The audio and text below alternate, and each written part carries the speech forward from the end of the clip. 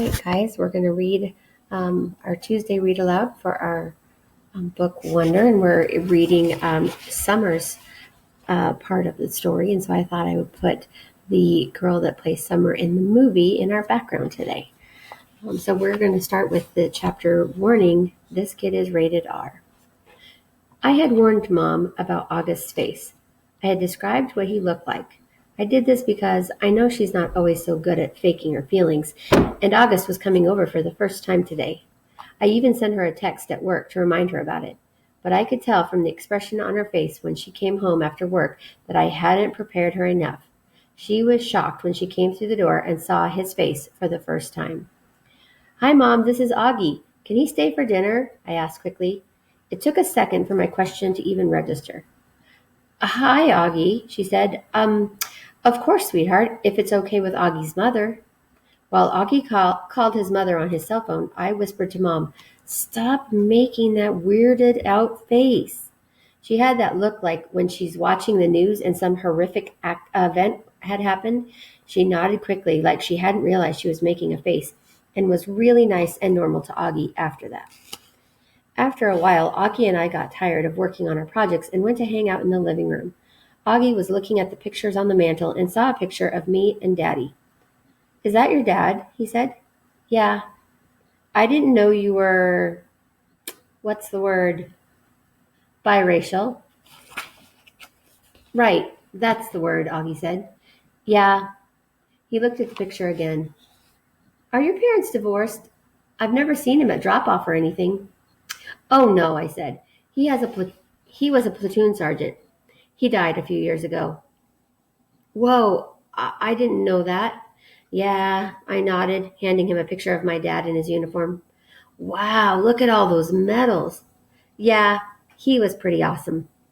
Wow, Summer, I'm sorry. Yeah, it sucks. I really miss him a lot. Yeah, wow, he nodded, handing me back the picture. Have you ever known anyone who died? I asked. Just my grandmother, and I don't really even remember her. That's too bad. Augie nodded. You ever wonder what happens to people when they die? I asked. He shrugged. Not really. I mean, I guess they go to heaven. That's where my grands went. I think about it a lot, I said. I think when people die, their souls go to heaven, but just for a little while. Like, that's where they see their old friends and stuff, and kind of catch up on old times. But then I actually think the souls start thinking about their lives on earth, like if they were good or bad or whatever, and then they get born again as brand new babies in the world. Why would they want to do that? Because then they get another chance to get it right, I answered. Their souls get a chance to have a do-over. He thought about what I was saying and then nodded.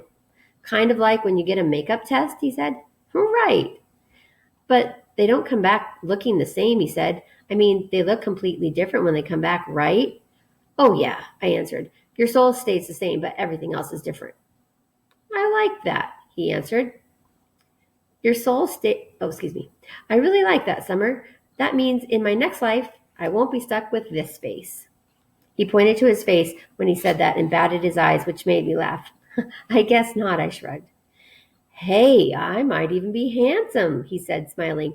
That would be so awesome, wouldn't it? I could come back and be this good-looking dude and be super buff and super tall. I laughed again. He was such a good sport about himself. That's one of the things I like the most about Augie. Hey, Augie, can I ask you a question? Yeah, he said, like he knew exactly what I wanted to ask. I hesitated. I've been wanting to ask him this for a while, but I've always lost the guts to ask. What, he said. You want to know what's wrong with my face? Yeah, I guess, if it's okay for me to ask. He shrugged. I was so relieved that he didn't seem mad or sad. Yeah, it's no big deal, he said casually. The main thing is this thing called mandibulofacial dysostosis, which took me forever to learn how to pronounce, by the way. But I also have this other syndrome thing that I can't even pronounce. And these things kind of just morphed together into one big super thing, which is so rare they don't even have a name for it. I mean, I don't want to brag or anything, but I'm actually considered something of a medical wonder, you know. He smiled. That was a joke, he said. You can laugh. I smiled and shook my head. You're funny, Augie, I said. Yes, I am, he said proudly. I am cool beans. The Egyptian Tomb. Over the next month, Augie and I hung out a lot after school, either at his house or my house. August's parents even invited Mom and me over for dinner a couple of times. I overheard them talking about fixing Mom up on a blind date with August's Uncle Ben.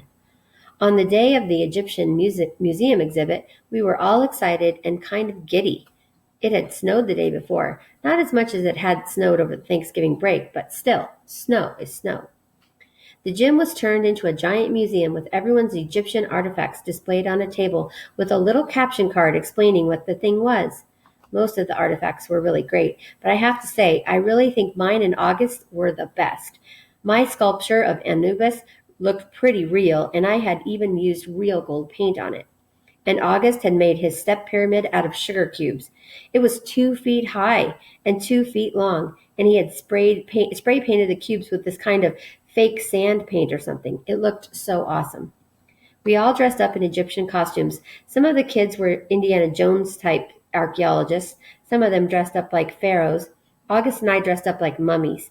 Our faces were covered except for 2 little holes for the eyes and 1 little hole for the mouth. When the parents showed up, they all lined up in the hallway in front of the gym. Then we were told we could go get our parents, and each kid got to take his or her parent on a flashlight tour through the dark gym. August and I took our moms around together. We stopped at each exhibit, explaining what it was, talking in whispers, answering questions. Since it was dark, we used our flashlights to illuminate the artifacts while we were talking. Sometimes, for dramatic effect, we would hold the flashlight under our chins while we were explaining something in detail. It was so much fun hearing all these whispers in the dark, seeing all the lights zigzagging around the dark room. At one point, I went over to get a drink at the water fountain. I had to take the mummy wrap off my face. Hey, Summer, said Jack, who came over to talk to me. He was dressed like the man from the Mummy. Cool costume. Thanks. Is the other mummy August? Yeah. Um, hey, do you know why August is mad at me? Uh-huh, I nodded. Can you tell me? No. He nodded. He seemed bummed. I told him I wouldn't tell you, I explained. It's so weird, he said. I have no idea why he's mad at me all of a sudden. None. Can't you at least give me a little hint? I looked over at where August was across the room, talking to our moms, and I wasn't about to break my solid oath that I wouldn't tell anyone about what he had heard at Halloween, but I felt bad for Jack. Bleeding scream, I whispered in his ear, and then I walked away. All right, so now we're going to start part 4, which is from Jack Will's perspective. Okay, so Jack is saying the first chapter is The Call. So in August, my parents got this call from Mr. Tushman, the middle school director. And my mom said, maybe he calls all the new students to welcome them. And my dad said, that's a lot of kids he'd be calling. So my mom called him back, and I could hear her talking to Mr. Tushman on the phone. This is exactly what he said. Exactly what she said. Oh, hi, Mr. Tushman. This is Amanda Will returning your call. Pause. Oh, thank you. That's so nice of you to say. He is looking forward to it. Pause. Yes. Pause. Yeah. Pause. Oh, sure. Long pause. Oh. Uh-huh. Well, that's so nice of you to say. Sure. Oh, wow. Oh. I see. Of course. I'm sure he will. Let me write it down. Got it. I'll call you after I've had a chance to talk to him, okay? No, thank you for thinking of him. Bye-bye. And when she hung up, I was like, what's up? What did he say? And Mom said, well, it's actually very flattering, but kind of sad too. See, there's this boy who's starting middle school this year, and he's never been in a real school environment before because he was homeschooled. So Mr. Tushman talked to some of the lower school teachers to find out who they thought were some of the really, really great kids coming into 5th grade. And the teachers must have told him, you were an especially nice kid, which I already knew, of course. And so Mr. Tushman is wondering if he could count on you to sort of shepherd this new boy around a bit. Like, let him hang out with me? I said. Exactly, said Mom. He called it being a welcome buddy. But why me? I told you. Your teachers told Mr. Tushman that you were the kind of kid who's known for being a good egg. I mean, I'm so proud that they think so highly of you. Well, why is it sad? What do you mean? You said it's flattering, but kind of sad, too. Oh, Mom nodded. Well, apparently this boy has some sort of, I guess there's something wrong with his face or something like that. Not sure. Maybe he was in an accident? Mr. Tushman said he'd explain a bit more when you come to the school next week. School doesn't start till September. He wants you to meet this kid before school starts. Do I have to? Mom looked a bit surprised. Well, no, of course not, she said, but it would be the nice thing to do, Jack. If I don't have to do it, I said, I don't want to do it. Can you at least think about it? I'm thinking about it, and I don't want to do it. Well, I'm not going to force you, she said, but at least think about it some more, okay? I'm not calling Mr. Tushman back until tomorrow, so just sit with it a bit. I mean, Jack, I really don't think it's that much to ask you to spend a little extra time with some new kid. It's not just that he's a new kid, Mom, I answered. He's deformed. That's a terrible thing to say, Jack. He is, Mom. You don't even know who it is. Yeah, I do, I said, because I knew the second she started talking about him that it was that kid named August. Carvel. I remember seeing him for the first time in front of the Carvel on Amesfort Avenue when I was about 5 or 6. Me and Veronica, my babysitter, were sitting on the bench outside the store with Jamie, my baby brother, who was sitting in his stroller facing us. I guess I was busy eating my ice cream cone because I didn't even notice the people who sat down next to us. Then at one point, I turned my head to suck the ice cream out of the bottom of my cone, and that's when I saw him, August. He was sitting right next to me. I know it wasn't cool, but I kind of went, ugh, when I saw him, because I honestly got scared. I thought he was wearing a zombie mask or something. It was kind of, you say when you, it's the kind of, you say when you're watching a scary movie and the bad guy like jumps out of the bushes. Anyway, I know it wasn't nice of me to do that. And though the kid didn't hear me, I know his sister did. Jack, we have to go, said Veronica. She had gotten up and was turning the stroller around because Jamie, who had obviously just noticed the kid too, was about to say something embarrassing. So I jumped up kind of suddenly like a bee had landed on me and followed Veronica as she zoomed us away. I could hear the kid's mom saying softly behind us, "Okay, guys, I think it's time to go." And I turned around to look at them one more time. The kid was licking his ice cream cone. The mom was picking up his scooter, and the sister was glaring at me like she was going to kill me. I looked away quickly. Veronica, what was wrong with that kid? I whispered. Hush, boy, she said, her voice angry. I love Veronica, but when she got mad, she got mad. Meanwhile, Jamie was practically spilling out of his stroller trying to get another look as Veronica pushed him away. But Veronica, said Jamie. You boys were very naughty, said Veronica, as soon as we were farther down the block, staring like that. I didn't mean to, I said. Veronica, said Jamie.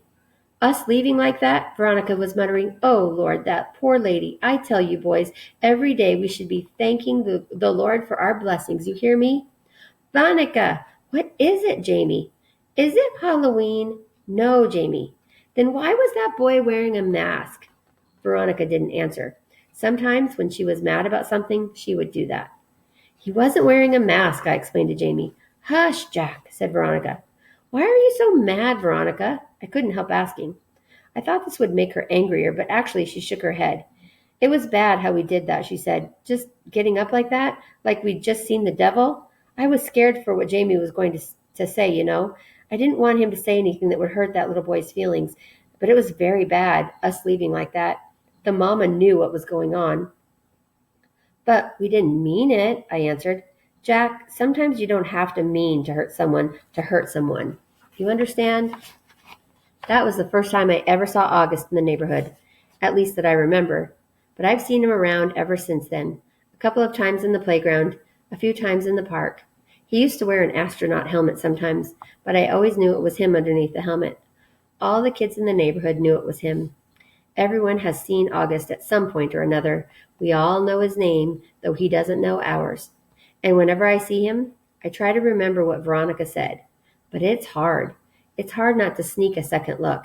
It's hard to act normal when you see him. Why I changed my mind. Who else did Mr. Tushman call? I asked Mom later that night. Did he tell you? He mentioned Julian and Charlotte. Julian, I said. Ugh, why Julian?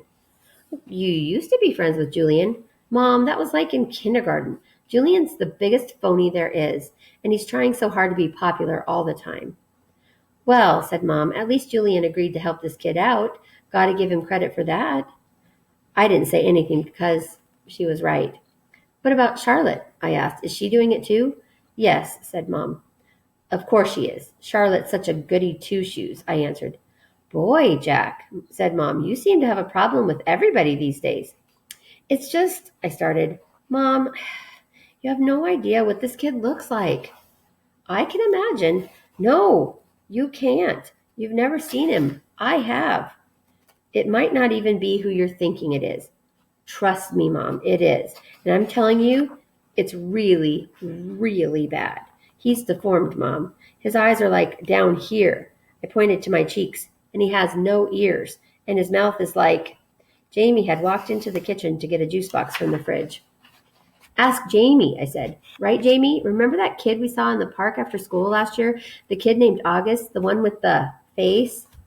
Oh, that kid, said Jamie, his eyes opening wide. He gave me a nightmare. Remember, Mommy, that nightmare about the zombies from last year? I thought that was from watching a scary movie, answered Mom. No, said Jamie. It was from seeing that kid. When I saw him, I was like, ah, and ran away. Wait a minute, said Mom, getting serious. Did you do that in front of him? I couldn't help it, said Jamie, kind of whining. Of course you could help it, Mom scolded. Guys, I have to tell you, I'm really disappointed by what I'm hearing here. And she looked like how she sounded. I mean, honestly, he's just a little boy, just like you. Can you imagine how he felt to see you running away from him, Jamie, screaming? It wasn't a scream, argued Jamie. It was like an ah, and he put his hands on his cheeks and started running around the kitchen. Come on, Jamie, said Mom angrily. I honestly thought both of my boys were more sympathetic than that. What's sympathetic? Said Jamie, who was only going into the second grade. You know exactly what I mean by sympathetic, Jamie, said Mom. It's just he's so ugly, Mommy, said Jamie. Hey, Mom yelled. I don't like that word. Jamie, just get your juice box. I want to talk to Jack alone for a second. Look, Jack, said Mom as soon as he left, and I knew she was about to give me a whole speech. Okay, I'll do it, I said, which completely shocked her. You will? Yes. So I can call Mr. Tushman? Yes, Mom. Yes, I said yes. Mom smiled. I knew you'd rise to the occasion, kiddo. Good for you. I'm proud of you, Jackie. She messed up my hair. So here's why I changed my mind.